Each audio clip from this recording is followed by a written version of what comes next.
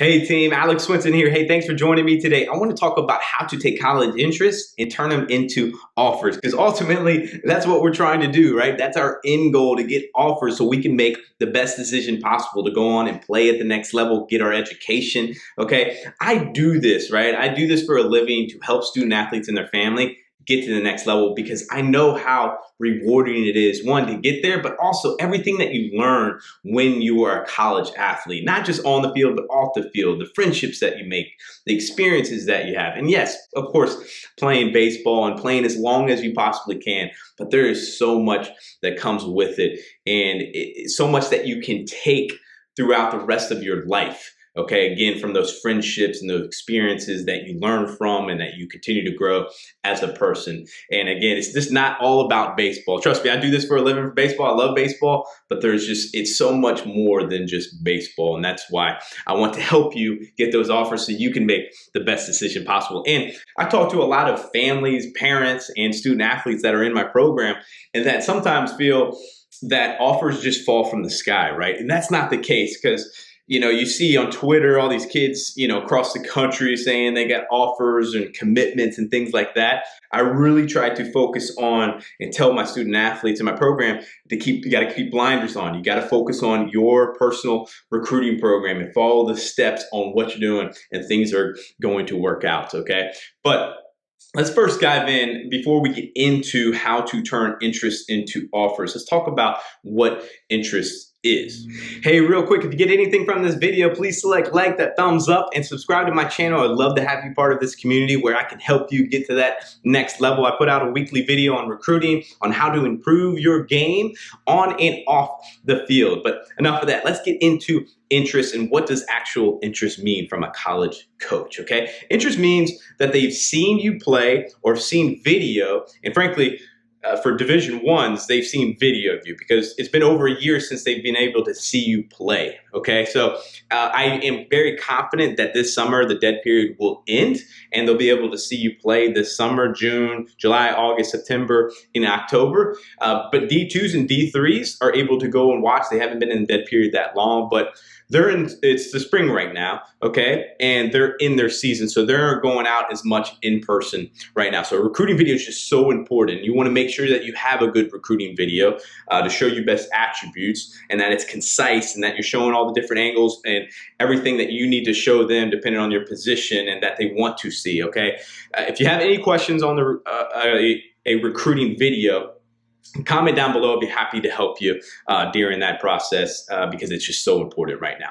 Or a college coach has gotten information from a trusted source, okay? Maybe that trusted source knows something about you, a little bit about you as your coach, and they've reached out to the college coach and said, hey, this guy might interest you. He's super talented in this and this and this. And they put you on their board or they put you on the watch list. When you're on the board or on the watch list, that is interest from their eyes. Now, the thing is the tricky part. You might not know that you're on their board, okay? But some of you will, okay? Because there's different levels of interest as far as in the recruiting process as we go, okay? Some might be on the lower level, some might be in the middle, and some might be high, okay? And how they have it on their board is like they might have a star by you. That's high interest, all right? High priority. Some might have a dash, okay? And that's middle priority. And some might not have any dash.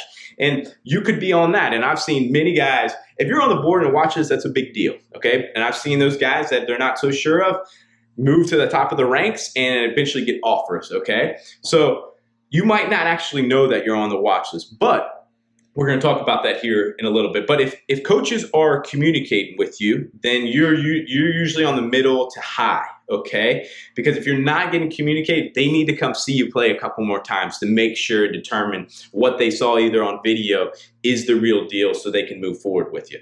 But there's different levels of communication. So there could be email, right? They send you an email. It could be a personal email. They could be inviting you to camp. You got to be careful with camps because they blast camp information out. But there might be some of them that are genuine interest that want you to come to camp.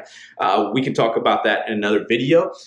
Then they might be texting you. That's very high level, all right, very high interest, or they might be calling you or setting up a phone call, okay? Because depending on your year, they can't call you. You have to call them. That's another video, okay, that we'll get into. But the call is the right below the offer. Okay, so let's talk a little bit and let's dive into the first one as far as taking interest to offers.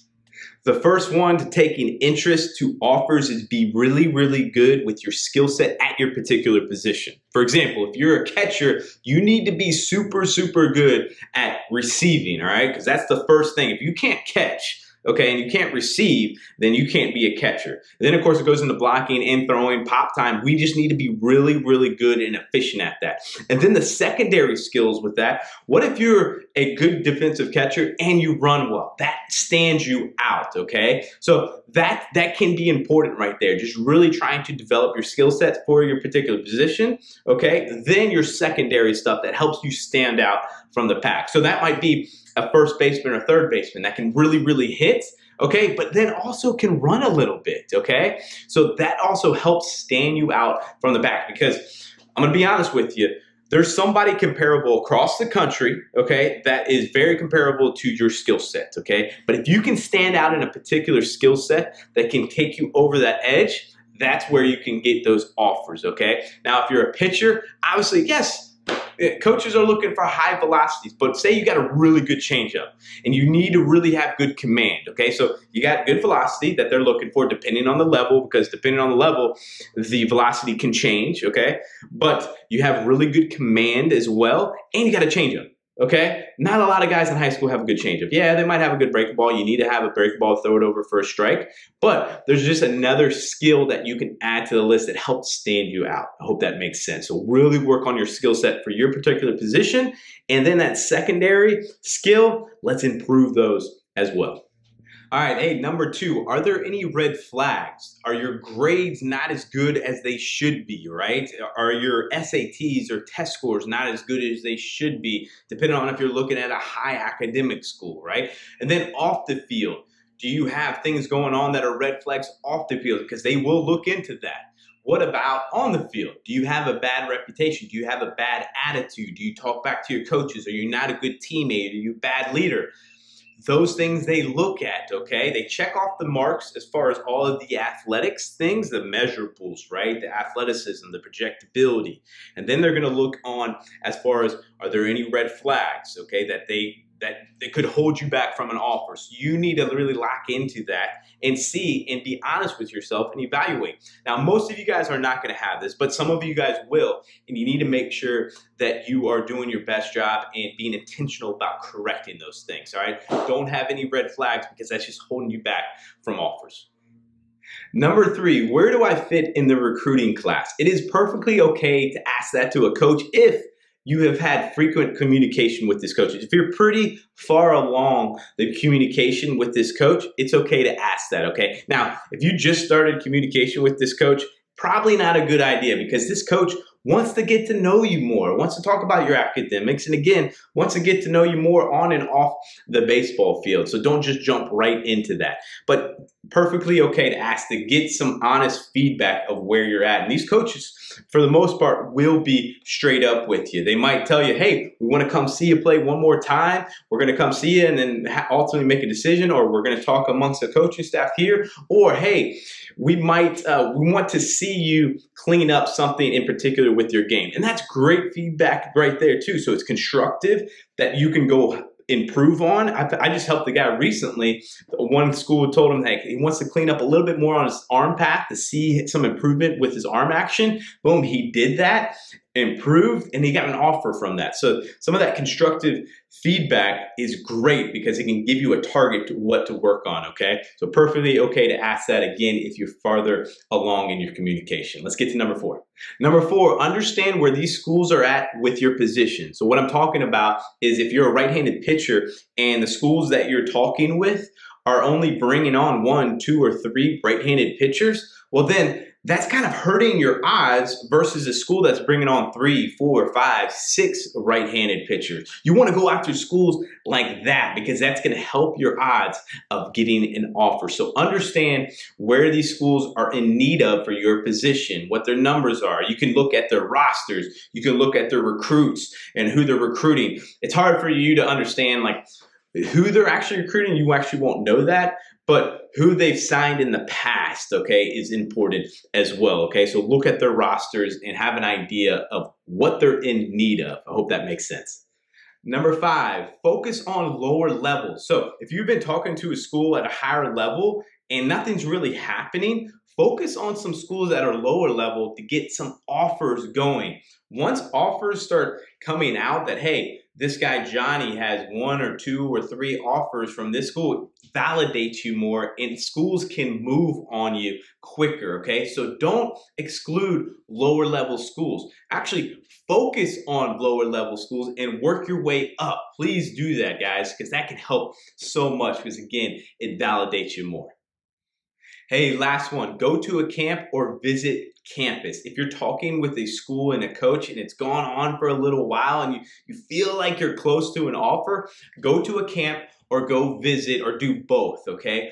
That way you can get interaction, face-to-face interaction with that coach and with that coaching staff. They can get to know your personality. You can have a heck of a day, right? You can show them your skill sets, what you've been improving, and that can really lead to an offer. So I can't tell you how many times I did it when I was a coach, and I've seen it, is guys go to a camp, they do really well, they interact with the coaches really likes the kid, not only as a ball player, but the kid itself, okay? That can make offers happen really quickly. That can make offers happen right at camp, okay? Right after camp. It usually happens right after camp. They hold you back and they want to talk to you and show you around campus. They bring you to the head coach's office and they offer you there, okay? So those are the top 6 that are going to take interest, okay, into offers, okay? Not in any particular order there, but look over that, see where you can improve and where you can help turn your interest into offers. Guys, if you have any questions at all, please let me know. Go on and comment down below. I'll leave my email